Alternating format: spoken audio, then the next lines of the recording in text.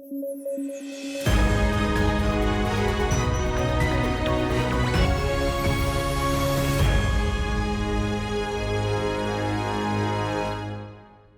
News at 9 programme में आपका स्वागत है। मैं हूं अमृत उपाध्याय। आइए जल्दी से देखें आज के हेडलाइंस। पीएम सूर्य घर मुफ्त बिजली योजना को मिली कैबिनेट की मंजूरी। योजना के तहत 1 करोड़ घरों पर सोलर पैनल फ्री में लगाए जाएंगे। परिवारों को मिलेगी हर महीने 300 यूनिट बिजली फ्री। सेमीकंडक्टर मैन्युफैक्चरिंग पर केंद्र सरकार ने लिया बहुत बड़ा फैसला। सरकार ने दी सेमीकंडक्टर मैन्युफैक्चरिंग से जुड़े 3 प्रोजेक्ट्स को मंजूरी। भारत को सेमीकंडक्टर मैन्युफैक्चरिंग हब बनाना है मकसद। और नरेंद्र मोदी और मॉरिशस के प्रधानमंत्री ने संयुक्त रूप से हवाई पट्टी का किया उद्घाटन। भारत ने हवाई पट्टी बनाई है अगालेगा द्वीप पर। मॉरिशस भारत के लिए है रणनीतिक रूप से बेहद खास। आइए खबरों की शुरुआत करें। हाल ही में केंद्र सरकार की कैबिनेट ने पीएम सूर्य घर मुफ्त बिजली योजना को मंजूरी दे दी है। इसकी लागत 75,000 करोड़ रुपए बताई जा रही है। आपको बता दें, इस योजना में निम्न आय और कम खपत वाले 1 करोड़ घरों पर सोलर पैनल फ्री में लगाए जाएंगे। इस प्रकार ऐसे परिवारों को हर महीने 300 यूनिट बिजली फ्री मिल सकेगी। आपके मन में सवाल आ रहा होगा कि सरकार इन 1 करोड़ घरों का चुनाव कैसे करेगी। दरअसल सरकार ऐसे घरों को चुनेगी जहां बिजली खपत 300 यूनिट से कम है। ऐसे कम खपत वाले घरों को 1 रुपए भी इस योजना के तहत खर्च नहीं करने पड़ेंगे। पूरा काम फ्री में होगा। इसी के साथ कम आय वाले पीएम आवास घरों को भी इस योजना से जोड़ने पर विचार किया जा रहा है। एक सवाल और है कि अगर आपकी आय ज्यादा है तो क्या आप इस योजना का लाभ उठा सकते हैं? जी बिल्कुल उठा सकते हैं, लेकिन फिर आपको कुछ पैसे खर्च करने पड़ेंगे। देखिए, इस योजना के तहत 1 किलोवाट, 2 किलोवाट और 3 किलोवाट के सोलर प्लांट लगाए जाने हैं। अगर आपकी आय ज्यादा है तो आपके घर की बिजली खपत 300 यूनिट से ज्यादा है तो 3 किलोवाट के प्लांट लगाने की लागत 1,45,000 रुपए आएगी, जिसमें से 78,000 रुपए की सब्सिडी केंद्र सरकार देगी। इसी तरह 2 किलोवाट के प्लांट की लागत 1,10,000 रुपए है, जिसमें से 60,000 रुपए सब्सिडी सरकार देगी। और 1 किलोवाट के प्लांट की लागत 50,000 रुपए है, जिसमें से 30,000 रुपए केंद्र सरकार सब्सिडी देगी। इतना ही नहीं, लागत की बकाया राशि के लिए 7% ब्याज दर पर बैंक से लोन भी मिल जाएगा। हालांकि पुरानी सोलर स्कीम यानी रूफटॉप सोलर स्कीम भी जारी रहेगी। पुरानी स्कीम से इस नई स्कीम की तुलना करें तो इस स्कीम में 67% ज्यादा सब्सिडी मिल रही है। पुरानी में 1 किलोवाट पर 18,000, 2 किलोवाट पर 36,000 और 3 किलोवाट पर 54,000 रुपए सब्सिडी मिल रही थी।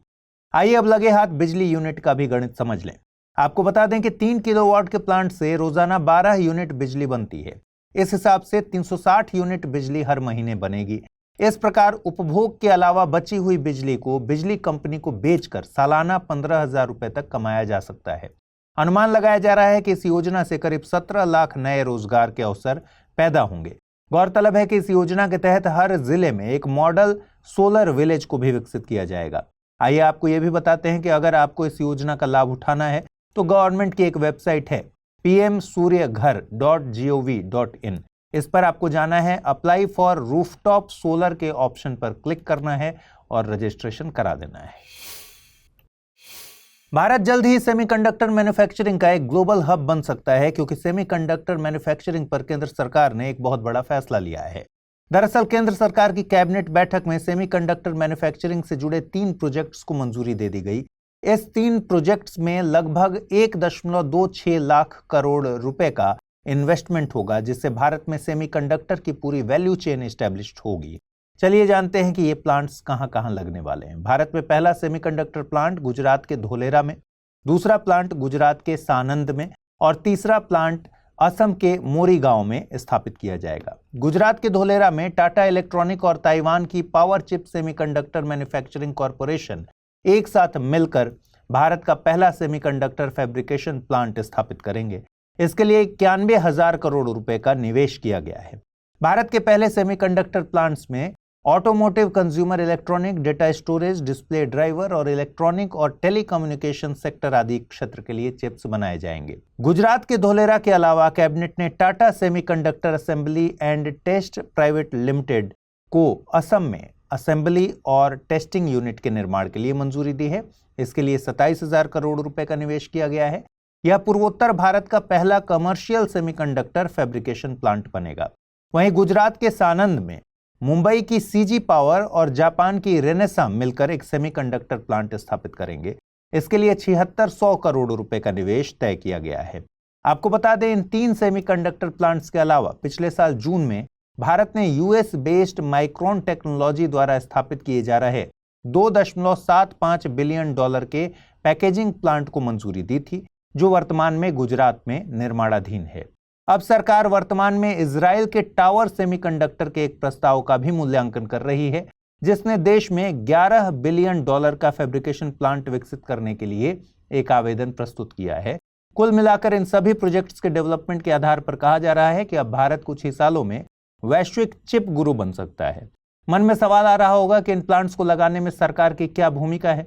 तो आपको बता दें, दिसंबर 2021 में सरकार ने 76,000 करोड़ रुपए की चिप प्रोत्साहन योजना शुरू की थी। इसके तहत केंद्र एक प्लांट की पूंजीगत व्यय लागत की आधी राशि सब्सिडी के रूप में देती है।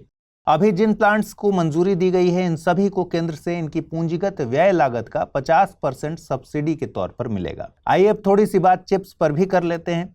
देखिए, अधिकांश आधुनिक सेमीकंडक्टर इंटीग्रेटेड सर्किट होते हैं, इन्हें चिप्स कहा जाता है। ये माइक्रो इलेक्ट्रॉनिक सर्किट के एक सेट होते हैं जिसमें ट्रांजिस्टर, डायोड, कैपेसिटर, रेजिस्टर और इनके बीच असंख्य इंटरकनेक्शन शामिल होते हैं। इन सभी को सिलिकॉन की वेफर शीट पर बनाया जाता है। एक वेफर्स में 5000 चिप्स होती हैं। इस प्रकार सब कुछ सही रहा तो कुल मिलाकर हर साल लगभग 3 बिलियन चिप्स का उत्पादन संभव होगा। यह प्रत्यक्ष रूप से 20,000 और अप्रत्यक्ष रूप से 60,000 रोजगार के नए अवसर पैदा करेंगे। देखिए, पूरी दुनिया में 70% चिप दक्षिण कोरिया, ताइवान और चीन ही बना रहे हैं, जबकि बाकी का अमेरिका और जापान। अब अगर भारत में घरेलू चिप मैन्युफैक्चरिंग होती है तो भारत को आर्थिक और रणनीतिक दोनों तरीकों से फायदा होगा। आर्थिक फायदा इसलिए क्योंकि इन चिप्स का उपयोग लगभग सभी डाउनस्ट्रीम उद्योगों में किया जाता है, यानी किसी भी इलेक्ट्रॉनिक प्रोडक्ट में सेमीकंडक्टर बहुत जरूरी एलिमेंट होता है। एक कहावत आपने सुनी होगी, बिन पानी सब सून। इसी प्रकार मॉडर्न डिजिटल एरा में एक कहावत बना रहे हैं, बिन चिप सब शून्य। कहने का मतलब यह है कि बिना सेमीकंडक्टर के आज के डिजिटल एरा में आप कुछ भी नहीं कर सकते। न टीवी, न फ्रिज, न ओवन, न washing machine, smartphone, space satellite, remote control, सबके लिए सेमीकंडक्टर जरूरी है।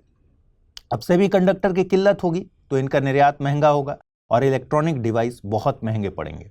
अब अगर घर में ही उत्पादन होगा तो भारत अपनी चिप की जरूरतों के लिए विदेशों पर निर्भर नहीं रहेगा और अरबों डॉलर के आयात बिल का भुगतान भी नहीं करना पड़ेगा।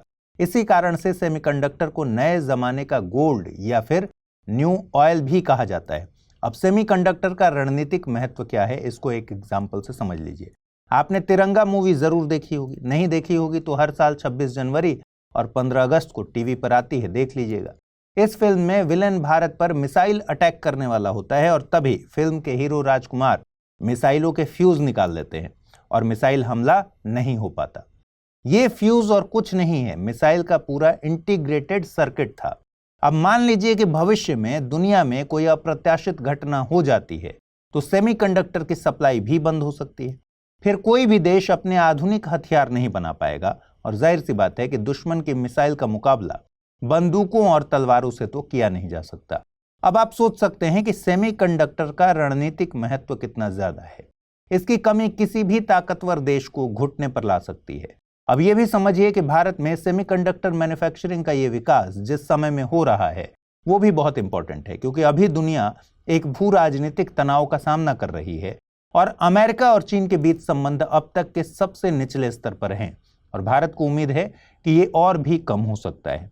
ध्यान दीजिए, चीन और अमेरिका पूरी दुनिया में सेमीकंडक्टर मैन्युफैक्चरिंग उत्पादों की चेन के सबसे बड़े 2 प्लेयर हैं। इसलिए आज की जियोपॉलिटिकल सिचुएशन को देखते हुए सेमीकंडक्टर मैन्युफैक्चरिंग का ये विकास भारत के लिए बहुत जरूरी है।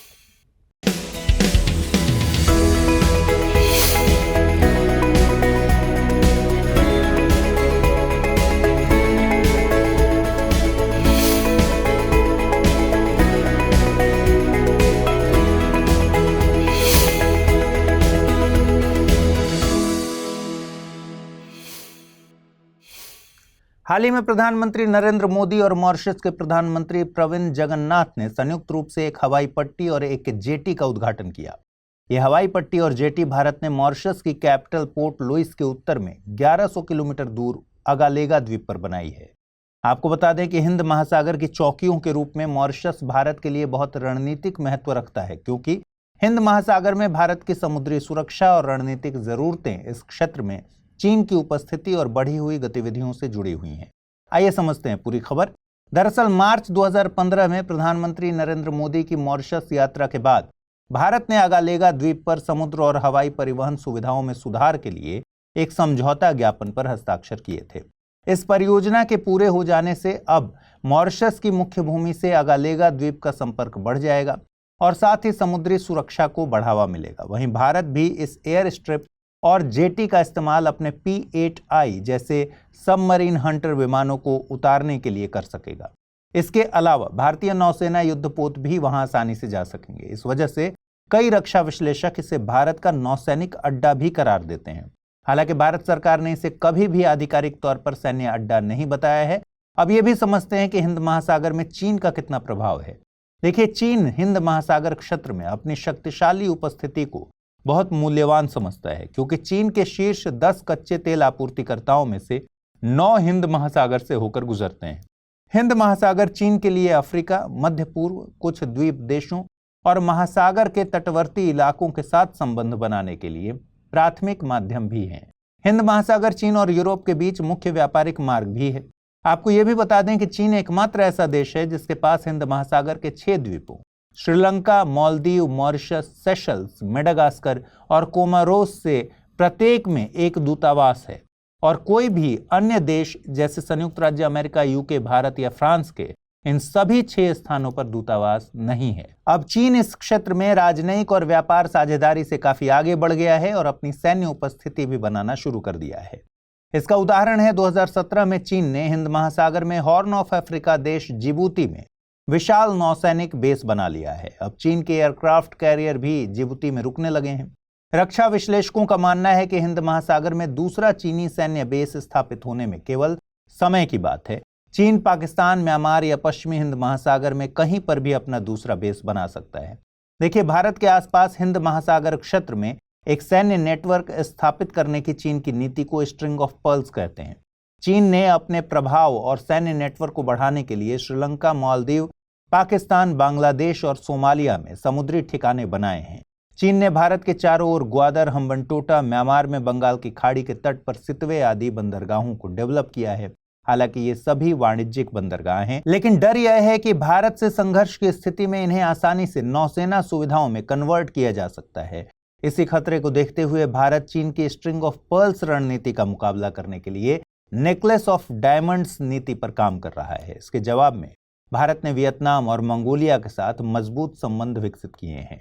नेकलेस ऑफ डायमंड्स में सिंगापुर में चांगी नौसेना बेस, मॉरिशस में अगालेगा द्वीप, ईरान में चाबहार पोर्ट, सेशल्स में अजम्पशन आइलैंड और ओमान में दुक्म पोर्ट शामिल हैं। अब भारत को चाहिए कि इस क्षेत्र में अपने रणनीतिक हितों को देखते हुए इन सभी द्वीप देशों के साथ अपने राजनयिक संबंधों को अच्छी तरह से प्रबंधित करे। एक समय था जब पशुओं की तरह रहने वाले हमारे पूर्वज मनुष्यों के पास पूंछ हुआ करती थी। पूंछ नहीं, पूंछ। लेकिन विकास प्रक्रिया के दौरान मनुष्यों में कुछ बदलाव हुए। इसके कारण इंसानों की पूंछ गायब हो गई। आपको बता दें, लगभग 25 मिलियन साल पहले मनुष्य की पूंछ गायब हो गई थी। क्या आपने कभी सोचा कि इंसानों की पूंछ आखिर गायब क्यों हो गई? अगर नहीं सोचा तो कोई बात नहीं, क्योंकि कुछ वैज्ञानिकों ने अब ये पता लगा लिया है कि वास्तव में ऐसा क्या हुआ था जिसके कारण विकास प्रक्रिया के दौरान इंसानों में ये बड़ा बदलाव आया। एक नए अध्ययन में पाया गया है कि एक विशेष जीन में छोटा सा बदलाव इसका कारण हो सकता है। नेचर जर्नल में प्रकाशित स्टडी रिपोर्ट के मुताबिक रिसर्च के दौरान बिना पूंछ वाले वानरों यानी कि एप्स, इंसानों और पूंछ वाले बंदरों के डीएनए की तुलना की गई और फिर पता चला कि इंसानों के डीएनए में एक खास तरह का बदलाव हुआ। वैज्ञानिकों ने स्टडी के दौरान इंसानों के एक खास जीन में बहुत ही अलग तरह के म्यूटेशन को देखा। ये जीन है TBXT। यह जीन कुछ जानवरों में पूंछ की लंबाई का कारण होता है। अब इंसानों में पूंछ के गायब होने के पीछे इसी में परिवर्तन कारण है। वैज्ञानिकों का अनुमान है कि इस जीन में एक से ज्यादा परिवर्तन हुए होंगे। शोधकर्ताओं ने पाया कि इस जीन के कोड में ALUY नामक डीएनए स्निपेट जुड़ गया था और इन दोनों की मिलावट ने ही इंसानों में बदलाव किया और एक विकास प्रक्रिया के दौरान लाखों सालों में इंसानों की पूंछों को गायब कर दिया। आइए अब जल्दी से देखें आज के रैपिड न्यूज में क्या है खास। हाल ही में केंद्रीय महिला एवं बाल विकास मंत्री स्मृति ईरानी ने अलायंस फॉर ग्लोबल गुड यानी लैंगिक समानता के लिए एक लोगो और वेबसाइट की शुरुआत की। आप सभी को स्क्रीन पर यह लोगो दिख रहा होगा, जिसमें ई समानता का प्रतीक है और तिरंगे के रंग की रेखाएं एकीकृत कार्यवाही को दर्शाती हैं। एक लाल बिंदु समृद्धि का प्रतीक है जो महिलाओं के विकास के समाधानों पर फोकस को दर्शाता है। यहाँ ध्यान रखने की जरूरत है कि यह पहल G20 की अध्यक्षता के दौरान महिला सशक्तिकरण में वैश्विक प्रयासों का नेतृत्व करने वाली भारत की प्रतिबद्धता को प्रदर्शित करता है। कोविड-19 की वजह से 2 वर्षों बाद जम्मू और कश्मीर में 1 से 4 मार्च तक वार्षिक तवी महोत्सव बड़ी धूमधाम से मनाया जाएगा। आपको बता दें, यह महोत्सव जम्मू शहर में तवी नदी के तट पर आयोजित किया जाता है, जिसमें कला, व्यंजन, साहित्य और लोक परंपराओं के माध्यम से क्षेत्र की समृद्ध सांस्कृतिक विरासत की झलक देखने को मिलती है। इसका आयोजन पर्यटन विभाग, जम्मू नगर निगम और प्रमुख सांस्कृतिक संस्थानों द्वारा संयुक्त रूप से किया जाता है। उत्सव का उद्देश्य जम्मू की विशिष्ट पहचान को उजागर करते हुए स्थानीय प्रतिभा और व्यवसायों का पोषण करना है। क्या आपने कभी सुना है कि मच्छरों की वजह से किसी देश को हेल्थ इमरजेंसी लगानी पड़े? लेकिन हाल ही में ऐसा हुआ है। दरअसल पेरू सरकार ने पूरे देश में डेंगू बुखार के गंभीर प्रकोप के कारण 90 दिनों के लिए हेल्थ इमरजेंसी की घोषणा की है। पेरू अपनी उष्णकटिबंधीय जलवायु के चलते पहले से ही मलेरिया, चिकनगुनिया, जीका और डेंगू जैसी मच्छर जनित बीमारियों के प्रति संवेदनशील रहा है। लेकिन हालिया रिसर्च बताते हैं कि वैज्ञानिक इसका कारण अल नीनो को मान रहे हैं, जिससे प्रशांत महासागर का पानी गर्म होने लगता है और मच्छरों के लार्वा के पनपने के लिए अनुकूल परिस्थितियां बन जाती हैं। हाल ही में राष्ट्रीय सांख्यिकीय कार्यालय यानी NSO ने वर्तमान और पिछले 2 वित्तीय वर्षों के लिए भारत के सकल मूल्य वर्धित यानी GVA के लिए अपने पूर्वानुमानों को समायोजित किया। यदि आंकड़ों पर गौर करें तो वित्तीय वर्ष 2023-24 में GVA अब 6.9% बढ़ने की उम्मीद है, जो पिछले पूर्वानुमान में 7.1% से थोड़ा कम है। इसी प्रकार वित्तीय वर्ष 2022-23 और 2021-22 के लिए नवीनतम GVA को क्रमशः 6.7% और 8.3% तक संशोधित किया गया है, जबकि पहले यह अनुमान 7% और 7.6% था। इसके साथ ही NSO ने वित्तीय वर्ष 2023-24 के लिए अपने सकल घरेलू उत्पाद की वृद्धि दर का अनुमान बढ़ाकर 7.6% कर दिया है, जो जनवरी में दिए गए 7.3% के पिछले अनुमान से अधिक है। हाल ही में ईरान ने अपने पार्स 1 रिमोट सेंसिंग सैटेलाइट को लॉन्च किया। इस लॉन्च को रूसी सोयूज 2.1B रॉकेट से किया गया है, जो कि ईरान और रूस के बीच बढ़ते रणनीतिक अंतरिक्ष सहयोग को दिखाता है। अतिरिक्त जानकारी के तौर पर आपको बता दें कि ईरानी अंतरिक्ष एजेंसी द्वारा निर्मित पार्स 1 सैटेलाइट का लाइफ स्पैन 1 साल से अधिक होगा। यह मल्टी स्पेक्ट्रल कैमरे जैसे विशेष उपकरणों से लैस है, जो इसे कई सेंसर बैंड का यूज करके हाई रेजोल्यूशन इमेजेस और डेटा को कैप्चर करने में सक्षम बनाता है। इसलिए सैटेलाइट का यूज कृषि निगरानी, प्राकृतिक संसाधन मानचित्रण, जल प्रबंधन और डिजास्टर मैनेजमेंट सहित अलग अलग क्षेत्रों में किया जाएगा। आइए जल्दी से देखें आज के बुलेटिन पर आधारित क्या प्रश्न बन सकते हैं। पहला सवाल है, हाल ही में चर्चा में आए पार्स 1 रिमोट सेंसिंग सैटेलाइट का संबंध किस देश से है? इराक, ईरान, लीबिया या फिर जॉर्डन? दूसरा प्रश्न है, हाल ही में चर्चा में आए अगालेगा द्वीप के बारे में निम्नलिखित कथनों पर विचार कीजिए। अगालेगा द्वीप में चीन ने अपने सैन्य बेस का निर्माण किया है। अगालेगा द्वीप मॉरिशस की कैपिटल पोर्ट लुइस के उत्तर में स्थित है। उपरोक्त कथनों में से कौन सा या से कथन सही है या है? केवल एक, केवल दो, दोनों कथन सही हैं या फिर दोनों कथन गलत है? आइए देखें पिछले बुलेटिन में मैंने आपसे क्या सवाल पूछे थे, उनके सही जवाब क्या हैं। पहला सवाल था, राष्ट्रीय बाघ संरक्षण प्राधिकरण और भारतीय वन्य जीव संस्थान की ओर से हाल ही में जारी भारत में तेंदुओं की स्थिति पर रिपोर्ट के बारे में निम्नलिखित कथनों पर विचार कीजिए। तेंदुओं की सबसे अधिक आबादी मध्य प्रदेश में पाई गई है। सबसे अधिक तेंदुए की आबादी वाला स्थल आंध्र प्रदेश का नागार्जुन सागर श्रीशैलम टाइगर रिजर्व है। उपरोक्त कथनों में से कौन सा या से कथन सही है या है? केवल एक, केवल दो, दोनों कथन सही या फिर दोनों कथन गलत? सही जवाब है ऑप्शन सी, दोनों कथन सही हैं। अगला सवाल मैंने पूछा था, अंतर्राष्ट्रीय बौद्धिक संपदा सूचकांक के 12वें संस्करण में भारत का क्या स्थान है? 42वां, 43वां, 44वां या फिर 41वां? सही जवाब है ऑप्शन ए, 42वां। तो आज इस बुलेटिन में फिलहाल इतना ही। कल रात 9 बजे पूरे हफ्ते के कंपाइलेशन के साथ आपसे मुलाकात होगी। इस बुलेटिन को लाइक कर दीजिए और अगर इसकी पीडीएफ चाहते हैं तो अमृत उपाध्याय 007 टेलीग्राम चैनल है जिस पर इसकी पीडीएफ रोजाना मिलती है। आज जो सवाल मैंने पूछे हैं उनके जवाब भी आपको देने हैं कमेंट बॉक्स में। अपना ख्याल रखिए, ठीक से पढ़ाई कीजिए। नमस्कार।